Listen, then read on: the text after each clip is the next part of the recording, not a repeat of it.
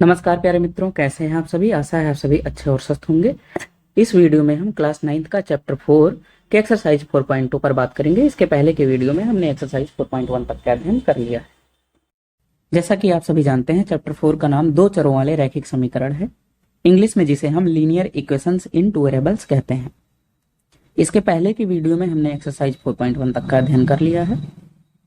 एक बार हम फिर से इस नाम का मतलब बता देते हैं। दो चरों का मतलब आपके पास कम से कम दो वेरिएबल्स होने चाहिए जो अज्ञात हो, जो जिनका मान हमें पता ना हो। जैसे हम दो वेरिएबल्स ले लें एक्स और वाई, तो ये क्या हो गए, आपके दो चर हो गए। कितने हो गए, दो चर हो गए वाले रैखिक समीकरण। रैखिक समीकरण का मतलब क्या होता है, ऐसा समीकरण कि जिसमें हाईएस्ट पावर, जो सबसे बड़ी घात हो, केवल और केवल कितनी हो, एक हो।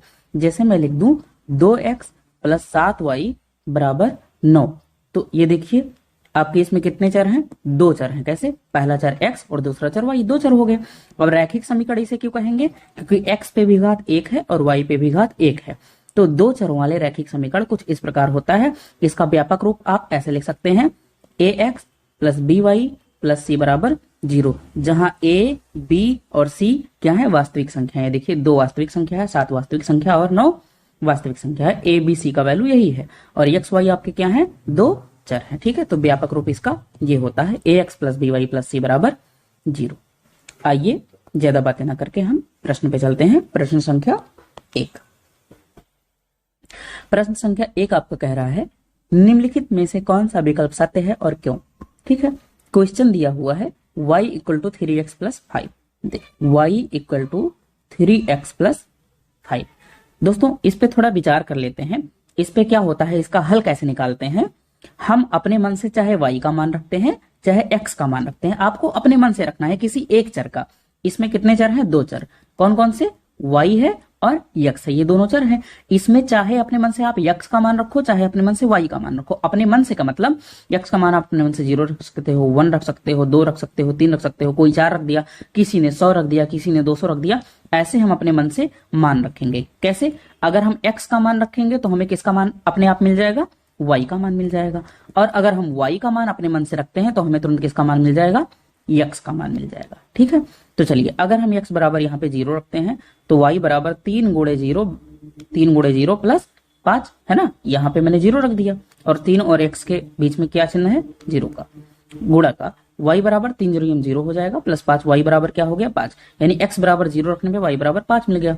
x बराबर अगर 1 रख दिया जाए तो y बराबर कितना हो जाएगा, 3 गुणे 1 प्लस 5, 3 1 9 3, यानी 3 प्लस 5 बराबर 8 हो जाएगा। अगर ऐसे y बराबर 2 रख दिया जाए तो आपका कितना हो जाएगा, y बराबर 3 गुणे 2 प्लस 5, 3 दूनी 6 प्लस 5 बराबर 11 हो जाएगा। ऐसे और भी मान रख सकते हो। अभी हमने कितना हल निकाला है, 3। ऐसे और मान रखते चले जाएंगे तो कई सारे हल हमें मिल जाएंगे। तो अब ऑप्शन पे आते हैं, कौन सा ऑप्शन सही है। पहला ऑप्शन लिखा है एक अनूठा समाधान। अनूठा समाधान का मतलब एक यूनिक, यानी कि केवल एक ही समाधान मिलेगा इस क्वेश्चन का। गलत है, बिल्कुल एक ही समाधान नहीं मिलेगा। क्यों, क्योंकि ये देखिए 3 समाधान तो हमने आपके सामने ही निकाल के रख दिए हैं। 3 समाधान, पहला समाधान, दूसरा समाधान और ये तीसरा समाधान, 3 हमने सामने ही निकाल दिया है। क्या केवल 2 समाधान मिलेंगे, बिल्कुल नहीं। ये देखिए 3 हमने निकाल रखा है। अपरिमित रूप से अनेक हल मिलेंगे, बिल्कुल सही है, अनेक हल मिलेंगे। देखिए 8 2 11 हमने पहले ही प्राप्त कर लिया है, इसी प्रकार और भी प्राप्त कर सकते हैं आप हल। तो अपरिमित रूप से अनेक हल मिलेंगे, इसका तीसरा ऑप्शन बिल्कुल सही है। बढ़ते हैं अगले क्वेश्चन पे।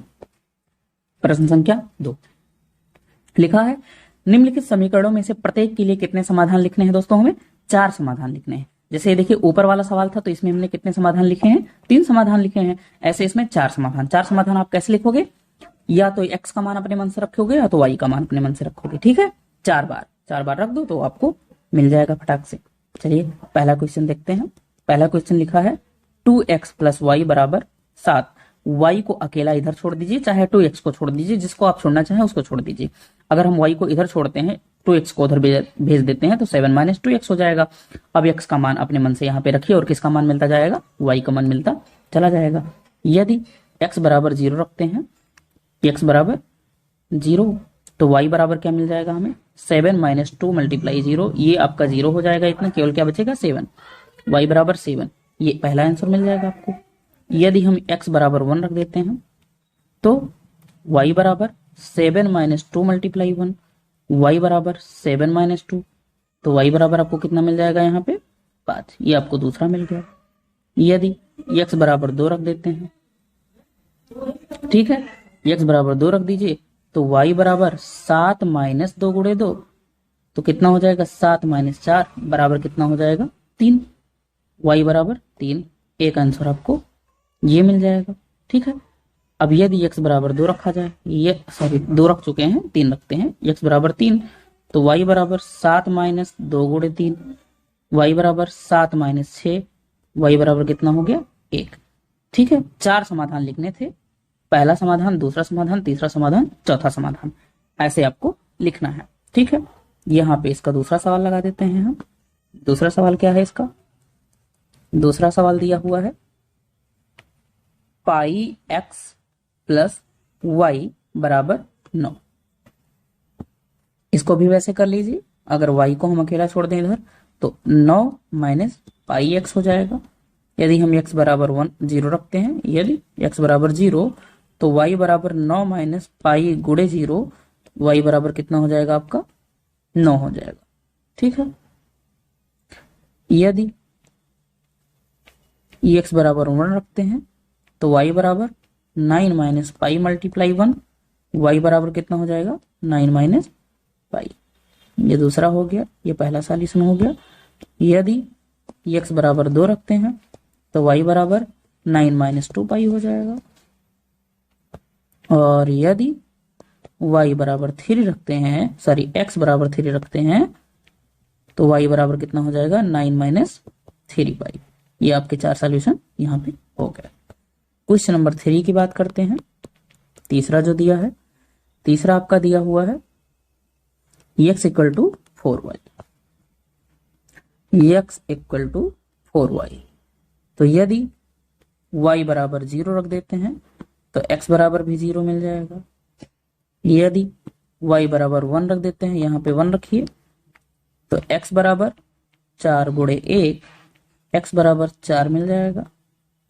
यदि y बराबर 2 रखते हैं, तो x बराबर 4 गुणे 2, x बराबर 8 मिल जाएगा।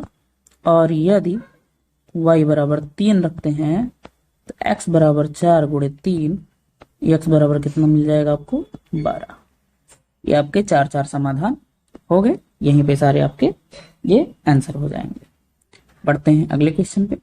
प्रश्न संख्या 3 लिखा हुआ है, जांच करें कि निम्नलिखित में से कौन सा समीकरण, कौन सा मतलब ये जो आगे दिए हैं सारे, कौन सा समीकरण का मतलब ये जो आपका समीकरण दिया हुआ है x minus 2y equal to 4 के हल हैं।